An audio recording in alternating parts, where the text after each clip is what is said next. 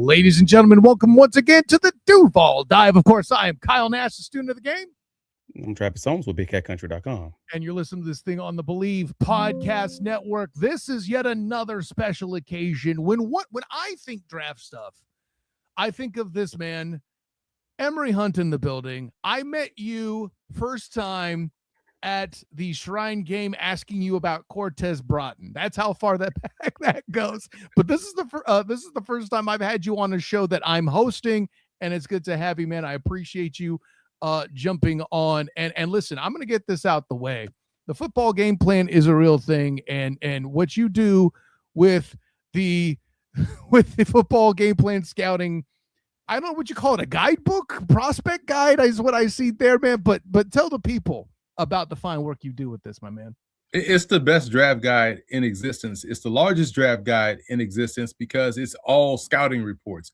So this year we have over 1,200 individual prospect scouting reports, and this is the second consecutive year we've crossed that number.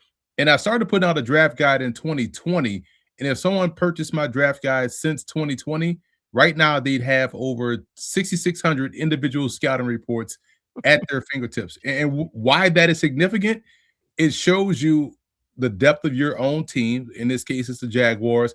Shows you the depth of the league, because we know how transient it is, and you kind of can know who's on whose roster. If you love CFL football, UFL football, we got pretty much scout reports on those guys as well, because we know a lot of these players will end up playing in other leagues. So it's a labor of love. It's a great resource pre-draft, during the draft, after the draft when you sign undrafted rookie free agents, and also during the season where your team picks up prospects here and there. Case in point, last year my number one slot corner was Jabbar Muhammad, and guess where he ended up? He's here with the Jacksonville Jaguars. So if those that didn't know who he was pre-draft will now be able to find out, oh, this is the guy that he's pretty good. And also because I know people will say, well, he's your number one guy, how did he go undrafted? My reports are based on what I see on film, not based on where I think they'll go. Because in 2023, my number one combo safety went undrafted. He ended up starting as a rookie with the Baltimore Ravens, or Darius Washington, and we see how that turned out. Facts of the case. And just the record to show, I have to put some shine on my co-host, Emory. Travis was very high on Jabbar Muhammad as well. So see, you have some intelligence. I'm a terrible scout, but I'm going to let you and Travis carry me through this part of the conversation. Oh, I will say, I forgot to say, footballgameplan.com/2026 draft guide. We can go pick that up. It's cheaper than gas. It's the best thing you can do right now for your money. Cheaper than gas. And you know what? I think that would have been true a year ago too, not for nothing. But all that being said, this isn't that kind of a show. But what we'll get into next is listen, I got to get your way in, and it's a significant conversation because it does kind of affect how the Jaguars will draft. I know there's been a lot of discourse around Travis Hunter, and Preston in the comments already. It doesn't matter that we have a nationally significant guy. He's still got jokes. All I want to know is if Travis Hunter will be the field goal holder on extra points. But joking aside, Travis Hunter and his role with the Jags, if you would like to speculate, go ahead about what you think would happen there too. But just kind of your thoughts on how he can help the Jags and what impact he has on where they might pick in the draft. Well, what you love about Travis Hunter, the prospect coming out of college, was the fact that he can play on both sides of the ball. And I've always felt like his ability to catch the football made him a dangerous cornerback, because why would you throw his way? Because you're literally throwing to a wide receiver. And so that in of itself is worth his weight in gold, because we see how many times we see cornerbacks drop passes. You don't get that from a Travis Hunter if you're throwing it his way, because he's tracking the football like he's a wide receiver.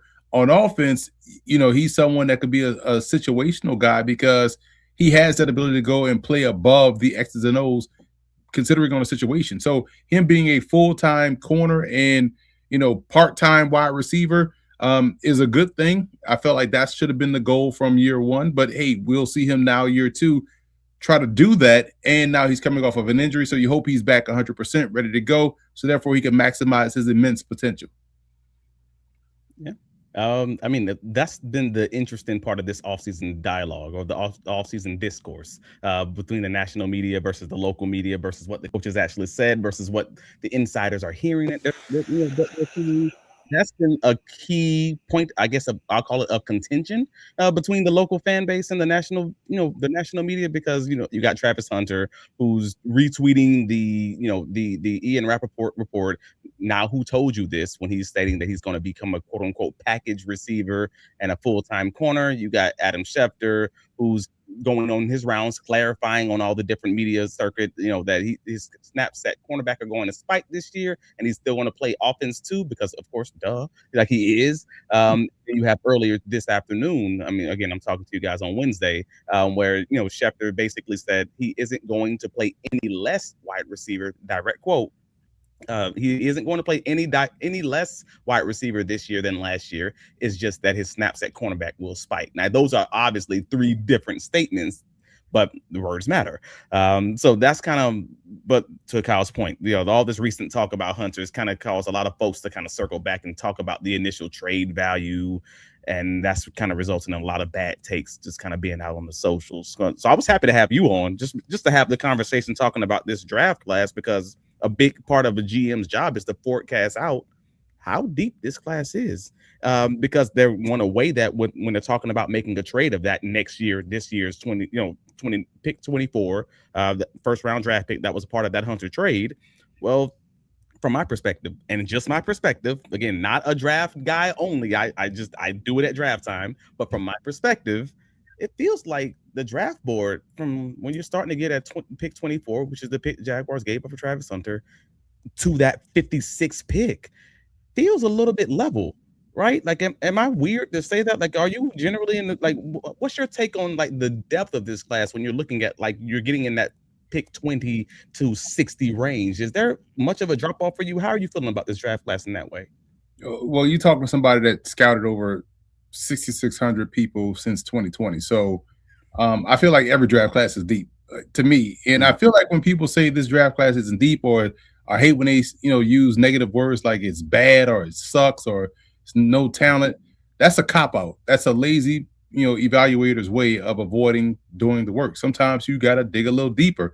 A lot of people, and I compare it to a cake, some people love the whole cake. I'm one of those people that love the whole cake. Some people love to scrape the icing off the top and just eat that because it's a lot of sugar. It's sweet. It hits that it scratches that itch for you. Sure.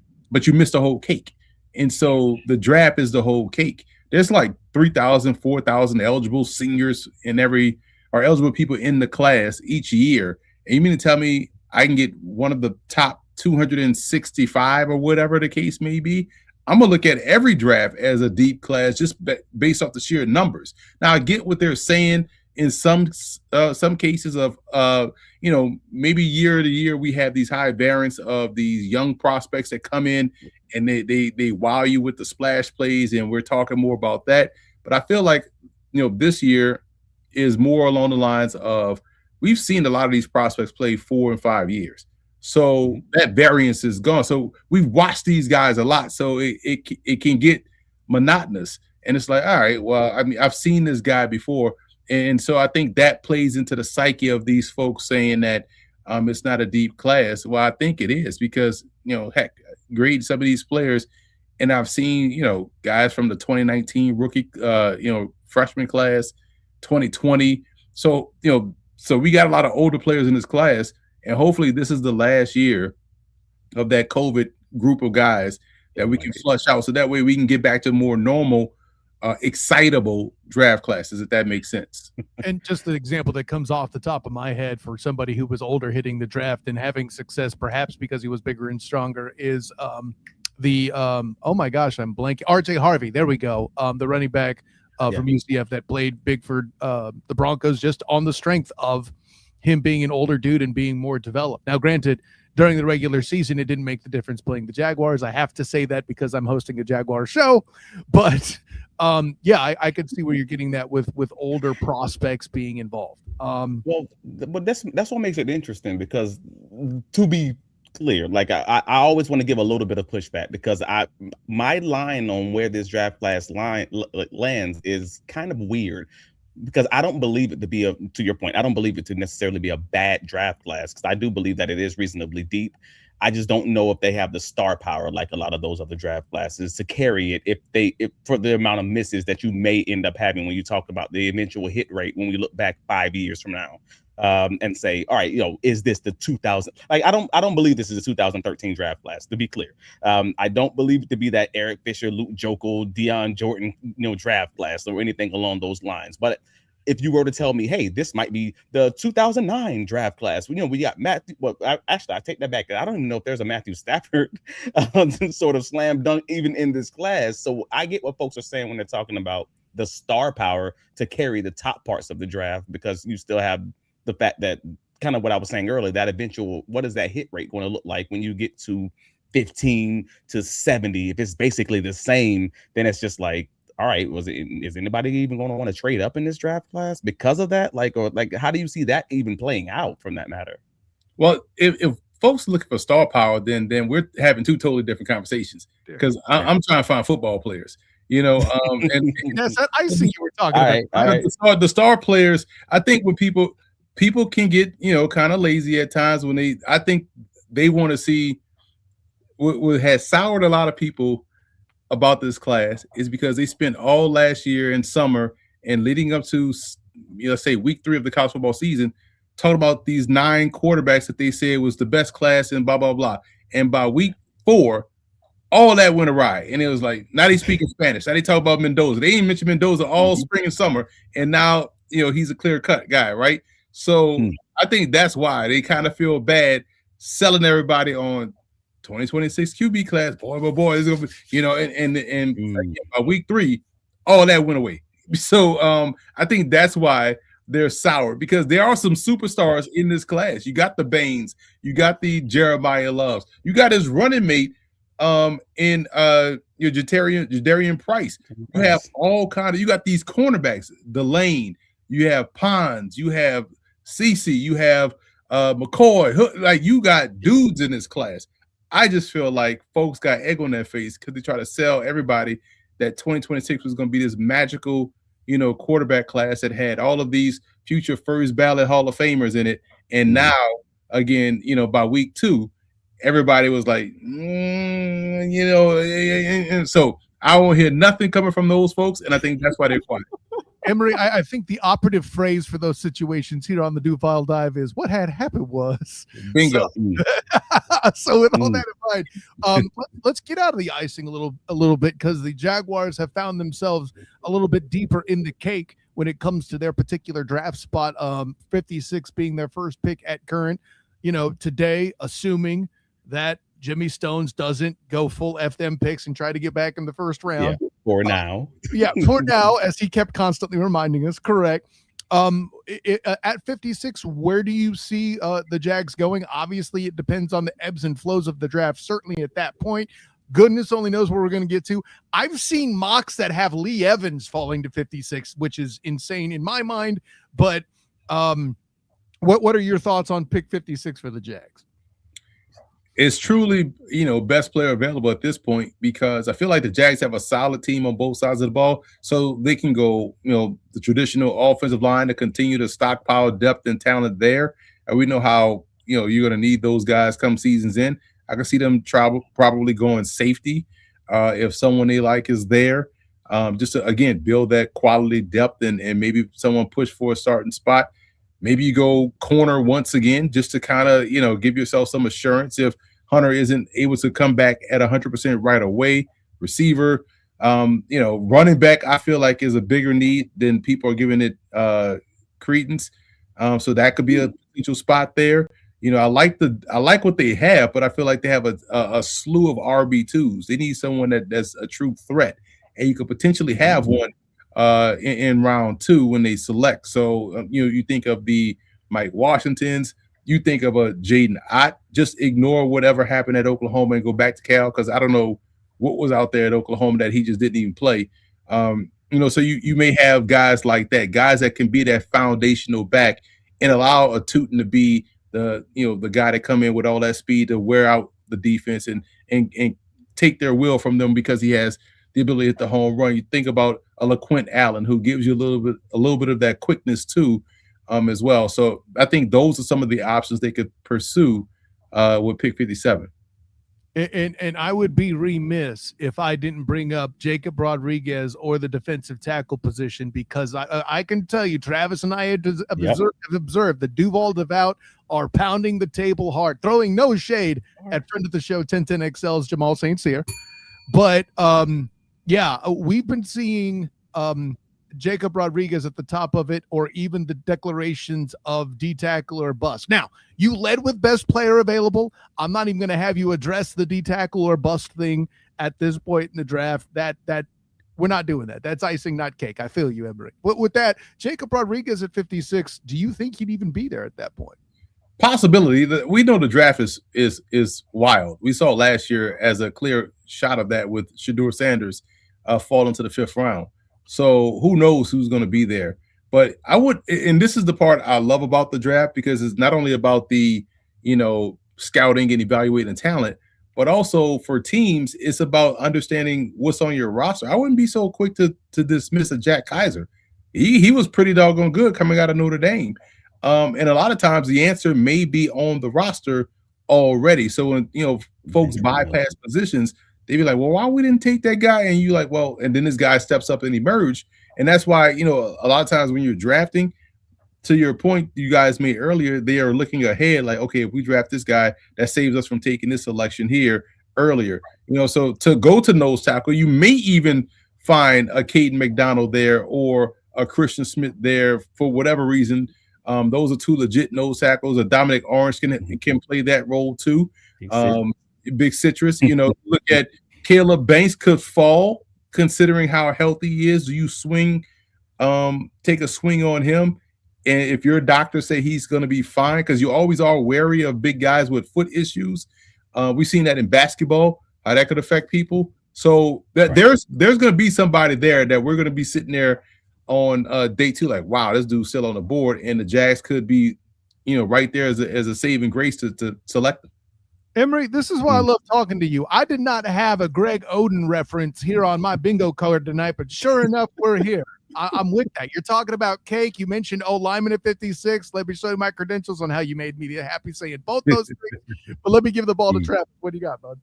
Nah, man. I mean, he pointed it out. Like this is weird because I don't know, and we're going to talk about this on Friday, so I'm not going to dive too deep into this part, Kyle, because I know we already talked about it on the side, but there's something interesting going on with this linebacker class where I'm not sure what to take from who James Gladstone is, who this front office is, how much they actually do or don't prioritize linebackers. And because of that, because obviously they didn't re-sign Devin Lloyd, all-pro linebacker Devin Lloyd, it makes folks think, well, of course, they don't prioritize linebacker. You see what the Rams defense looks like. And I'm like, I don't know if that's necessarily true. And I got a little data on the side, and I'm not even going to spoil it just yet. Because again, Kyle and I, we're going to talk about it in depth on Friday. But the gist of it being is I think they might actually prioritize linebacker a little bit more. And I thought Brett Coleman, Bootleg Football's Brett Coleman, he said something recently that I didn't even think about. It wasn't even on my radar. Like the 2024 season was the first season that they entered, that the NCAA, that college football introduced the green dot, the communications piece into the helmet. So having these guys actually be on the field, communicating the alignment, communicating the plays, getting everybody on the same page. And now we have 2 years of these guys having experience, from this linebacker class. So I'm like, oh, so now you get to find out which guys are truly good communicators, and they did it at maybe even the bigger schools. That gives you just another layer of evaluation for these guys. And I thought that was real interesting because there's a lot of guys in this group. Obviously, every team has someone on that defense, who was calling plays. So now you have all these guys in this draft class where you have like, oh, okay, cool. This guy is not just an elite athlete, but he also can get these guys lined up and communicate and be a coach on the field. And I thought that was just a real interesting additional dynamic there. I listen. In college, on defense, it was always the linebacker that made the calls. And so I don't know how unique that is. It's just I don't. So all our linebackers made the calls in college. So and again, we're going back to 99 to 2002. You know what I'm saying? Right. So I will say this though, and this is my football philosophy since Ben. The stronger you are down your battery, the more difficult you're going to be to beat. That center, Okay. quarterback, running back, nose tackle, Mike backer, free safety. If you are strong down the middle, therefore you're going to be a problem. Everything outside of that is cosmetic.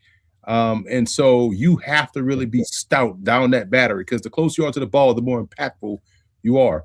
And so that's why also guard center guard play is critical to offensive success. Nose tackle, Mike backer, free safety. That is where great teams tend to have stellar play. So anybody that tells you devaluing linebackers, that's just crazy talk. Because you need that person in the middle to Brett's point, to communicate and make sure everyone is aligned properly. They see it from the quarterback side. They're close to the signals, to the calls, because they're up. They got a better point of view, and so they can then communicate front end to back end. And if you have a free safety that can erase mistakes, you're cooking with gas. And I think that's where a lot of teams, everybody got their own philosophies, but man, football since 1869, since Rutgers and Princeton got together in Central Jersey, it has been right down the middle. Therein lies the strength of your football team. So just to be clear, when I'm mentioning the green dot system, like when I played at UCF, like we always had a linebacker who called the plays from the sideline, right? Like they'll have the wristband on, they know the different calls there, and all of it. They'll get the signals from the sideline. Every school may have a different system, maybe even a poster board to tell you what the defense is, whatever the different variations of how you get the plays called in. But just having a quarterback on defense who can actually talk to the coordinator, or the defensive coordinator, up into whatever it is, the 20-second mark, like that obviously is a little different. And that's kind of what I meant. That matters. Fair enough. I like that too. Well, and Emory, listen, you brought up guard center. Guard center guard is a combination, and I feel like center gets plenty of its love. If you draft a center in the first round, nobody's going to give you a hard time. Guard, however, if you see, he already knows where we're going. If you draft the guard in the first round, you will have 3 weeks of terrible draft grades, right out of the draft. I mean, but to that end, does that artificially give the Jags an opportunity to snag a guard that's BPA at 56? Absolutely. It's always interesting, man, like what we really care about now juxtaposed to what we care about in week 9. So in week 9, when you done run power like 6 straight times because this guard is kicking his ends, when he pulls out and kicks him out, are you sitting there saying like, yeah, we run it for 200 yards a game, but if we would have just taken a better value at, like, nobody cares about that. Like they just glad that guard or whoever you pick is balling. Like, and I always talk about this when we talk about the draft. It's no different than when we out in the playground. You're picking the teams based on what you think can help you win. You don't care about the outside noise. You don't care. This will help us win. And if teams focus on that and not what I say or what you guys say or what the fans may boo and kick and scream, if this is going to help us win, all of that going to solve itself. We're going to call this GM a genius. We're going to say this head coach got the new scheme. He's going on a speaking tour. They're going to pillage his coaching staff, all because they made the right picks and they out there winning football games. So that's what I always find funny about the draft. Interesting. That's interesting because you just answered. We said LeQuint Allen earlier, and now we're getting the same conversation about Jimmy Stones and this coaching staff. That's interesting. Go ahead, Travis. Nah, man, he just hit it on the head and answered actually one of the questions that we had just in relation to positional value and how that's a conversation basically every year as far as whether or not you should draft a running back in top 10, whether or not you're drafting a linebackers early, safeties, whatever the position group is. And I thought it was interesting because on the socials, Peter Schrager said he got a text from a respected NFL GM, basically talking about whether or not Downs could be drafted in the top 5 in 2026. And the essential statement was throw positional value out this year. Now, I don't know what that means in relation to the overall draft class versus just saying he's not saying throw positional value out every year. He's talking about this specific draft class. And again, I just thought that was interesting because you did mention, hey, just get the player. You get the best player, nobody really cares. But also that still does impact how much you're going to be paying a rookie, let's say in this case, safety at pick number 5. Like that the contracts will in some ways be a little bit out of whack, if that makes sense. It ain't my money. That's you know what I'm saying. Like, and y'all got it, you billionaires. Like, y'all got it. Like, so I ain't sweating it. So, but here's the thing, you know, and because I bring this up because I've been asked this on a Giants show multiple times on different Giants shows I've jumped on about Jeremiah Love at pick 5. I was like, well, obviously I'm gonna carry the flag for any running back going high, but in this case, when you think about Jeremiah Love juxtaposed to a Sonny Styles, a Caleb Downs, a Francis Marino who should be there, and let's say a Cornell Tate, right? Now it changes how you view it because yes, he may be the best player on your board, but if we look at this from their needs and perspective, like, okay, well, we can get by with what we have at tailback now, the combination of Scatterbo and Tracy. We sign Tremaine Edmonds at inside linebacker. Man, Sonny Styles would be ideal. Give us 2 tall inside linebackers, pretty much clog up the middle of the defense in zone coverage. We can go safety, get the quarterback of the defense that kind of pairs well with Javon Holland, 2 ball hawks back there that can kind of be interchangeable. That helps us out right now. Tate can be a quiet one to a loud one in Malik Neighbors if he's back healthy, and it helps your quarterback Jackson Dart. So by all of that conversation, it pushes Love, who may be your highest rated player, to the back of the line. So that's a conversation where you know you could pick the best player or pick a great player, but you also have to incorporate where do we have the biggest gap. Because if we take Jeremiah Love, we still can't stop the run. We still can't, turn the ball over on the back end. We still don't have we get in our wide receiver 1 Neighbors double team. We can't create openings. So you see what I'm saying? Like now, if you had those, like when they took Saquon Barkley, it made sense because you had an Odell Beckham, you had, I think, Evan Ingram at the time, and you had Saquon. So now you add this offense is about to be explosive. You had a healthy Sterling Shepard, so now it made sense because the defense was solid. They didn't have a way to salt games away. So when we're talking about best player available and positional value, a lot of times they kind of work like this, where they sort of are on the same floor, if that makes sense.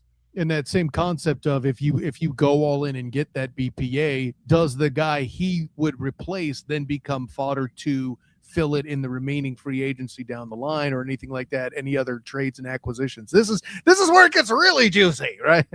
So right. At this point, do you get Abdul Carter help, or do you? Yeah, I didn't even think of it that way. There you go. I got to get back on track. You had me using my scuba certification there for a minute. We were going deep, Emory. Well, obviously the big thing for this Jacksonville Jaguars from the fan base perspective, you never know what the general manager and the front office believe, but from the fan base perspective, it seems very clear that this defensive tackle class, specifically on the 3 technique side, so not necessarily the nose tackles. You got Devon Hamilton, and they're a top 1 run stopping defense in the NFL this past season. So you're not really worried about stopping the run from the nose tackle perspective, but you really are worried about whether or not you can get a 3 technique defensive tackle to back up or maybe even eventually replace Eric Armstead, in addition to just giving you another interior pass rush option for when you take Devon Hamilton off the field, since he only plays 40 to 50% of the snaps. So what is your view, or how are you feeling about this defensive tackle class? You kind of already touched on Caleb Banks as far as his medicals, but just the rest of the guys when you start getting behind him at the early second round, basically. Yeah, it's interesting to see the conversation surrounding Lee Hunter, because when football was played, you heard his name. It didn't fly in February happen, and then folks now all of a sudden not talking about Lee Hunter. And when you quick off the ball, you got good hand usage. You're able to whip a guard right away. I always go back to the first play of the game against Oregon defensively. It's like that was like snap, blam. Running back is getting eaten up by Lee Hunter. And so that's someone that pairs perfectly on the opposite side. Grayson Holton of Oklahoma, I felt like was underrated. You know what I'm saying? Like not talked about enough, so to speak. And those type of player, Peter Woods, it's another one that's, even though he should go in round one, and we're not even having this conversation about the Jags with Peter Woods, but just the conversation about Peter Woods is sketchy at best. I feel you might want to have the conversation about Peter Woods in Jacksonville. I know I'm not saying it's going to happen, but I am also saying the general manager who frequently says F them picks cannot be. We cannot discount the fact that he might just be like, hey, you know what? I'll trade with Miami and to pick 30 if Peter Woods is dropping. I just throwing that out there. Listen, and if you're gonna move up, that'd be the dude to move up for, right? Landon Robinson, another one. To me, size is not a skill. In order for him to have success at his height and his size at the FBS level, shows you he can do the job. That's a good football player. Xavier Harris is another one that just kind of from Ole Miss. Really, really good football player, 6'7", 330. A lot of these dudes I found, this was interesting. This year, when we look at body types, you look at Harris, you look at Orange, you look at Banks, and you just assume nose tackle. But no, these are dudes that can, be upfield penetrators, can be three techniques just in a larger size. So I thought that was, good to see. Darrell Jackson is another one from Florida State. That's a very good player too. Yeah. So there's a bunch. I just find that Brandon Cleveland is another one. NC State. Just throw another name out there. So this is a very good defensive tackle class. I've noticed, and again, because I think guard center guard play is what it is and how I view it, I tend to notice these interior D linemen a lot more, appreciate their game a lot more based on what I'm seeing on the other side. And again, thank God for what we have now in college football in terms of these, even though I hate it from a purist standpoint, but these big enlarged conferences, we get a lot of one-to-one matchups that you get to really lock in on. This is the interesting part. This is getting real interesting because this is the part where, and I agree with you, with the ways that a lot of the interior defensive linemen, including what we would consider quote unquote nose tackles, have also been used interchangeably with the three techniques, because the defensive coordinators honestly just they're getting better at making things difficult on offenses. So like you may have a nose tackle who has the body of a nose tackle, but you're still playing him at a three technique position, I don't know, 30% of the snaps or 40% of the snaps, especially if you're a good team who frequently gets the team in third down scenarios, then yeah, you're going to do it a lot more often. So I'm with you there with the fact that these guys might be he might be a nose tackle or a 0 or 1 technique, but is often used as a 3 technique. But I mean, that's kind of the conversation of what's going to happen when you move on from a Devon Hamilton. Like, are you moving on for a guy who can truly give you some stoutness in the run game? Or are you moving on for a guy who's just a bigger body who can play 3 technique, basically? Like, what's these guys' strengths? And also, we have a friend of the pod, Dan Griffiths. He just wrote an article covering the different defensive tackles in this draft class recently over at Action Sports Jax, I believe. Yep. I think I got the website right. Actually, all right, cool. Nailed it. Yeah. And just talking about, and he mentioned Grayson Holton. To your point, it has one of the better career pressure rates out of this class at 11.8%. Caleb Banks is right behind him. I mean, basically identical, nearly. Caleb Proctor was the one that, small school, Southeast LA. I'm like, all right, that's a big one. He has the traits. I've been talking about him this entire draft class, including our mock drafts with Jamal St. Cyr, is like the guy if you want to take a flyer on his traits, basically. I don't know if you've seen much on him or do you have any feelings of him? What I love about Proctor, I talked about Proctor in August. I was like, keep an eye on this guy from Southeastern Louisiana. And the reason why is because he stands out in these big games. A lot of times when you have the FCS Power 5 matchup, you notice who's scared. Like, oh wow, that's big bad, Power 5 team. We're not supposed to be in this game. And then they drop the ball, right? But you saw him stand out versus LSU and La Tech and really had his way at LSU and really did a good job against La Tech. They're equal there. I will say this as a representative of University of Louisiana, but also the state of Louisiana, right? There's no bad football in the state of Louisiana in terms of like college. You got 9 Division I playing football schools, FBS and FCS. All of them look solid. Northwestern State going through the thing right now where they got some issues, but for the most part, over their history, they've been solid. And so there's a lot more evenness is what I'm trying to get at versus when you play these cross, subdivision games. So to see Proctor really stand out against LSU and against La Tech, and La Tech got some big dudes on the interior, was great to see. And then he obviously goes to the Shrine Bowl and does his thing there too. So again, he consistently showed up and showed out when he was supposed to, and that's what you want to see. I appreciate you getting me points with my in-laws who are in Nolans, by the way, Emory.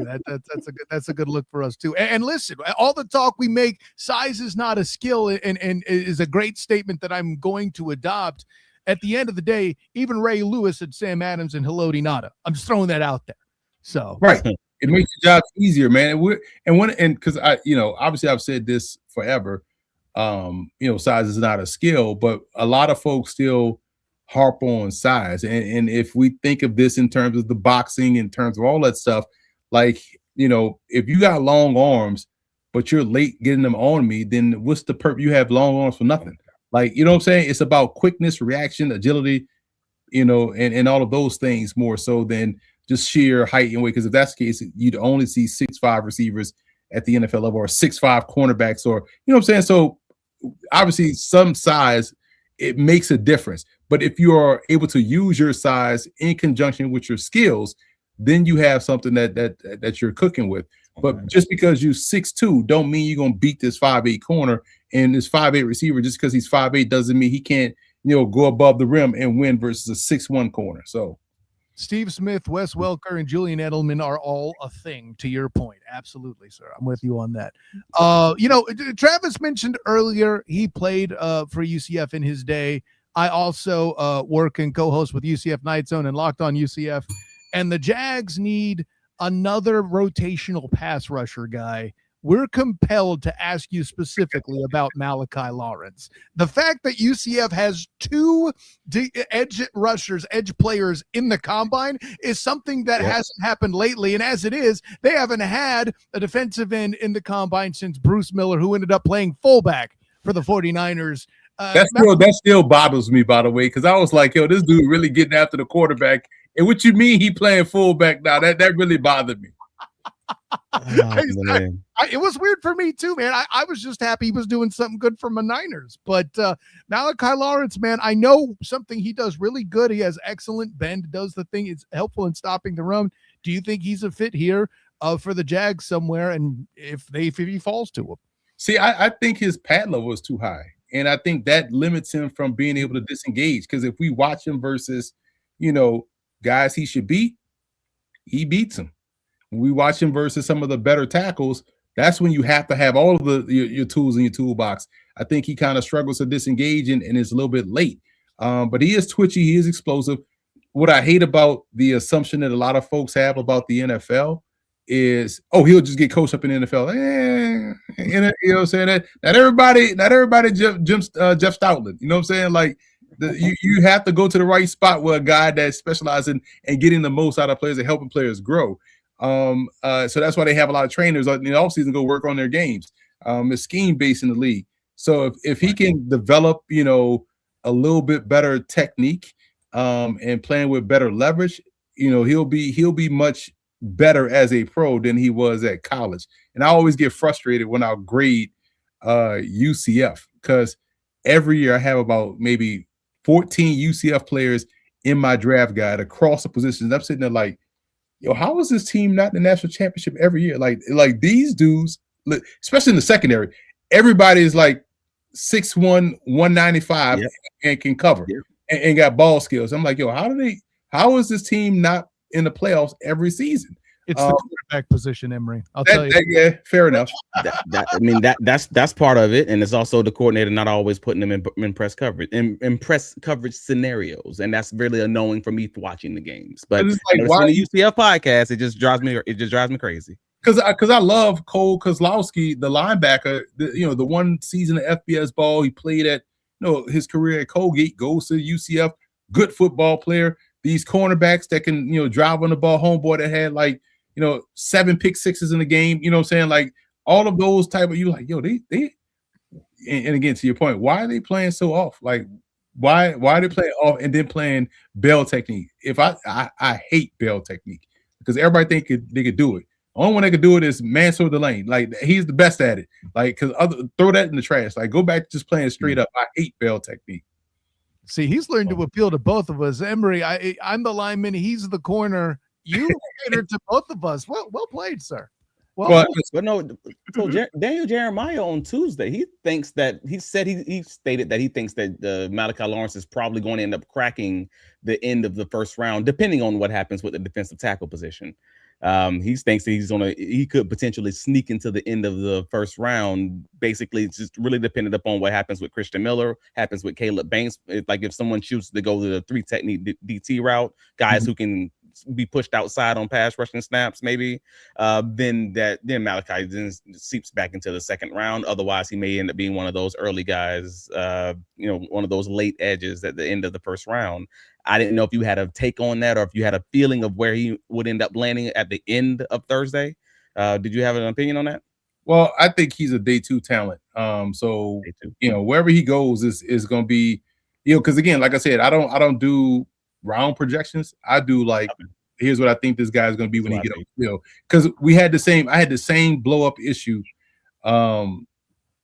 This was maybe 2 or 3, maybe 3 drafts ago when the Chiefs took Felix and Duke Uzama in the first round, and I was like, so I was on the show, a draft show afterwards, and I said, "What do you have this guy?" I was like, "He's like my, 30th ranked DN," and I said that just like how just matter of factly because I grade like everybody. So dudes that ended up in that class went to the CFL, became all rookie.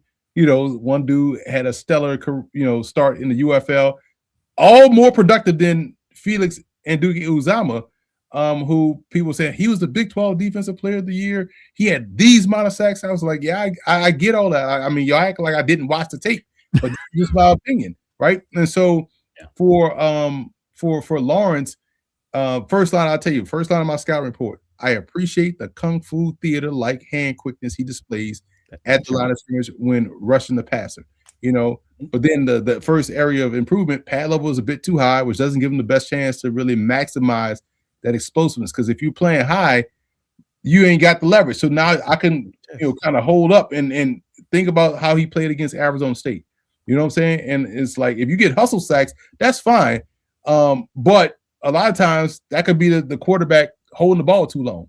And which I kind of saw with, not saying he the same player, but which I kind of saw with Felix and Duke Uzama, where he had like a multi-sack game against Tulane, and I'm like, all right, let me check out the Tulane game because they got a good tackle, they got a good quarterback, and like play 60, he finally got the first sack, and it was like a quarterback held the ball for like 8 seconds. I'm like, oh no, like what if he was getting blocked the whole game?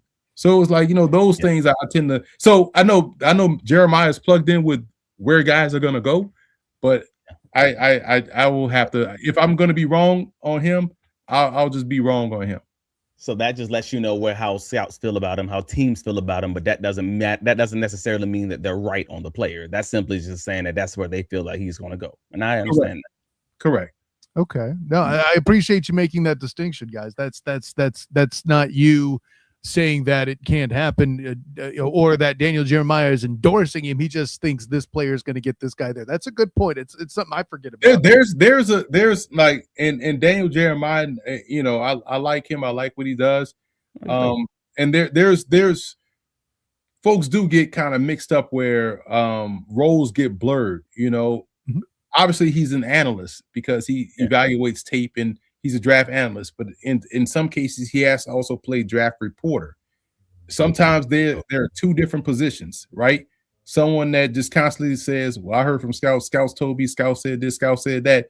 You essentially a draft reporter because you're not telling me nothing from your thoughts, right? The draft analyst will tell you all his thoughts. Now, sometimes you have those where the bridges, where the lanes merge, into one where you kind of have to say, well, I have this guy graded here, but scouts say this. You know what I'm saying? Like, and Right. so but a lot of times when you constantly hear because again, when I joked earlier about the fly in February, right? Now everybody's talking draft. So it all gets blurred. You know what I mean? Mm-hmm. Fly in February because they just landed on the steps of the combine and saw some workouts. I'm with you, buddy. Well, and we're compelled to bring this up too. We've talked a lot of defensive tackle. You mentioned the Giants earlier. There's a lot of scuttlebutt around Dexter Lawrence in particular. We can't escape the name Lawrence, and we haven't even brought up Trevor yet. This is crazy. But you know, we're talking about Dexter Lawrence. Is there a value? And I guess this is the conversation, so I'm kind of, you know, having you lead me through what that conversation would be like. Well, let's set that table. I mean, per the recent reports, I mean, obviously, Ian Rappaport recently said that the Giants and Dexter Lawrence have reached an impasse. Pat Leonard, which is New York Daily News, stated basically the same thing, that the Giants and Dexter Lawrence are not even at an impasse. It's more dire than that. The contract negotiations between the team and Lawrence's camp have broken off, and the Giants are speaking with teams about possible trades for the star, with Ian Rappaport saying that he expects the trade to happen before the draft. So overall, sorry to step on your toes. I just wanted to make sure I said no. I was just about to push the button myself. You're good, champion. But yeah, the long and the short is, you would have to think at this point, picks would be part of a deal if the Jags were to make it. But they're going to have to throw in a player too. So like, with the Jags being limited with picks in the chamber, what do you see kind of forming from a deal? Or, you know, you certainly, you can't make it with just picks, you would think, right? Nah, you're going to need a known asset. It's funny because, well, let me put my reporter hat on, because there you go. At the facility yesterday, as I sat there in the front row for the Joe Schoen press conference, he opened up his presser talking about the potential Dexter Lawrence news. And this is when we would play the B-roll, right? But he said, he was like, you know, I know this is a lot of this is the big story out there, outside of Jim Harbaugh saying everybody's tradable, John Harbaugh. But he was like, you know, we've had talks with Dex. We're in a good spot. Now, again, lie to me, I don't care, right? Yeah, so lying season. Yeah. So it's like he said, we're in a good spot. We're communicating. You know, we want to make sure he's obviously a cornerstone player. And then the follow-up question came from one of the reporters that was there too. And he basically, like, are you entertaining calls? Would you pick up the phone? He's like, I pick up the phone for everybody. You know, we gotta, you know, I wouldn't be doing my job as a general manager if I didn't pick up the phone. Right. So, you know, and then because Pat wasn't there. Now, Pat, my guy too, but Pat wasn't there. That's why it was always fascinating to hear what Joe Schoen said to our face. And then later that afternoon, Pat's report comes out that there's no conversation. Like, so it's like, dang, we're hearing two sides, because Pat's plugged in too. Pat doesn't have a reason to make up stories or lie. He's always been ahead of the curve. But then Joe Schoen probably, again, because you had all of us in the media there, has to say, you know, what he believes, you know, is the right thing, or also what could be the right thing. So who knows?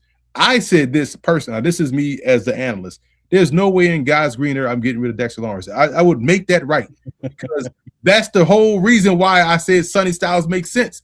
Because if you remove Dexter Lawrence, you have no hope of stopping the run. Like that, it just makes no. So again, if you're gonna trade Dexter Lawrence to the Jaguars, if I'm Joe Schoen, all right, give us Devon Hamilton, and then, you know, at least we know we'd have a nose tackle there that can help alleviate the load.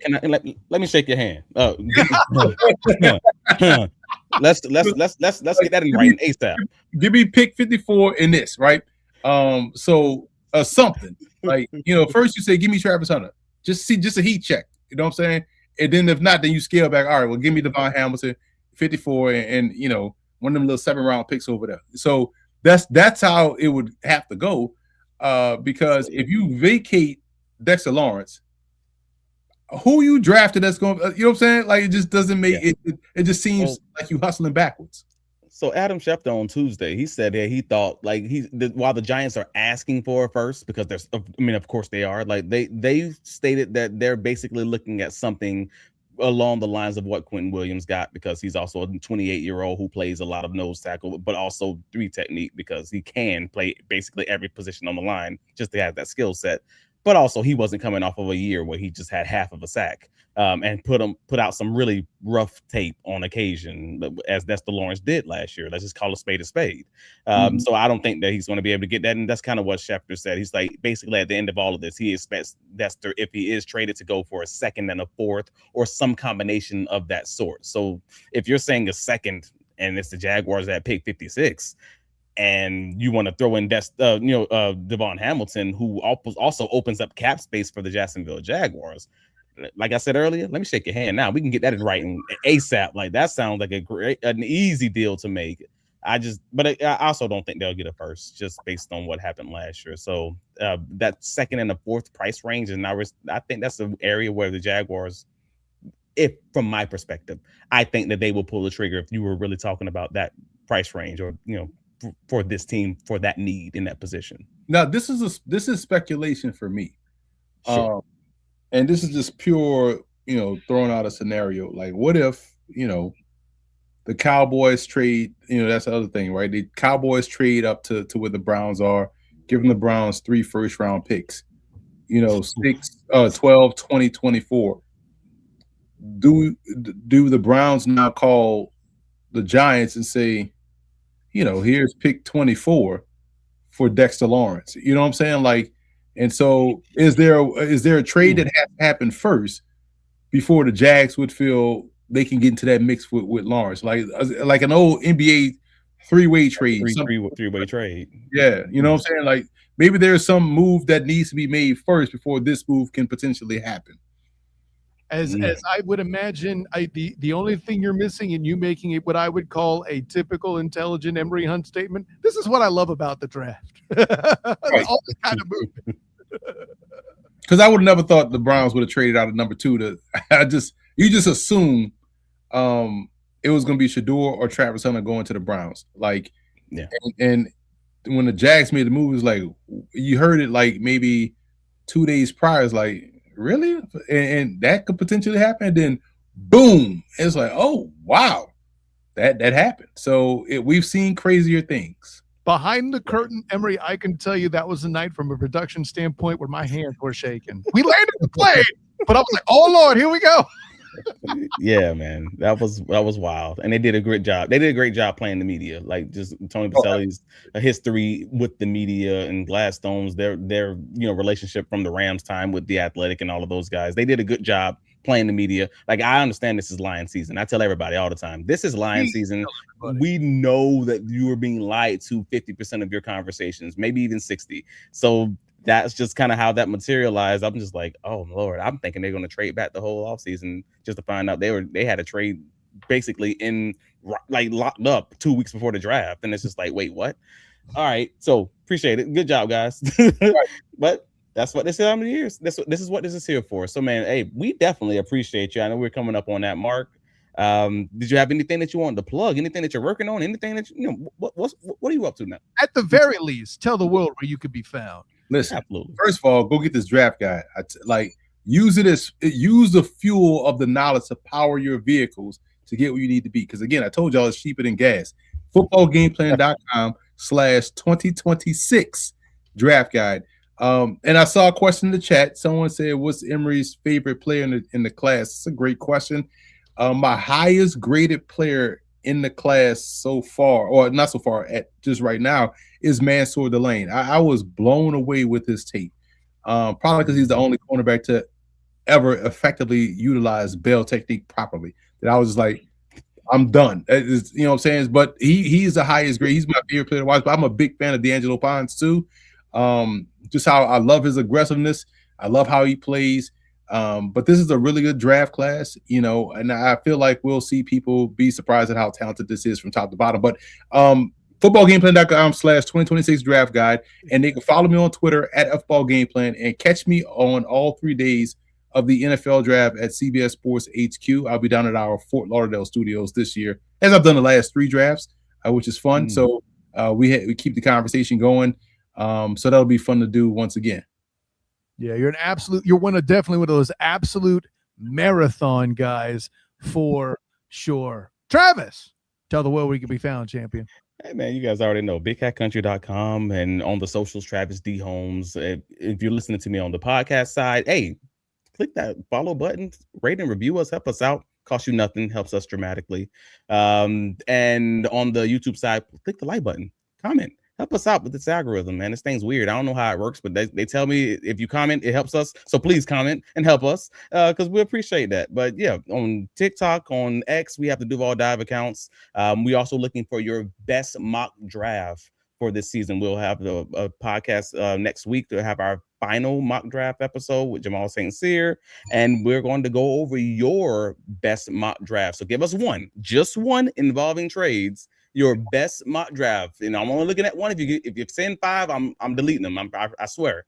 But and go if ahead. I see Lee Hunter at 56, I'm not taking you seriously. Okay, like I mean, just make it moderately realistic. But that's the gist of it. But yeah, bro, let them know where you can be found, man. Of course, I'm Kyle Nash, the student of the game. You can find me on Twitter, Instagram, Threads, and Blue Sky at the SOTG. Find me on Facebook as the student of the game. Check out my work with Locked On UCF and UCF Night Zone, as well as my work covering the UFL. That's right. I'm doing all sorts of stuff, Emory. It's crazy. With the UFL covering the Orlando Storm locally, where though the Storm are on the road, I will be as well in Jacksonville at Fast Eddie's with BP as we cover the Birmingham Stallions and the Storm for both a live halftime and post-game show, and my coverage of the Orlando Magic, who hopefully will win tonight so I don't have to worry about Friday night coverage because I'm doing a lot of stuff.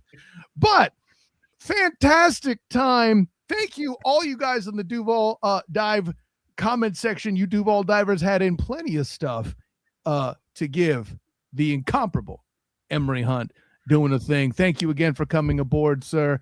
For Travis D. Holmes, my personal champion, this is Kyle Nash, the student of the game. Until next time, everyone, class dismissed.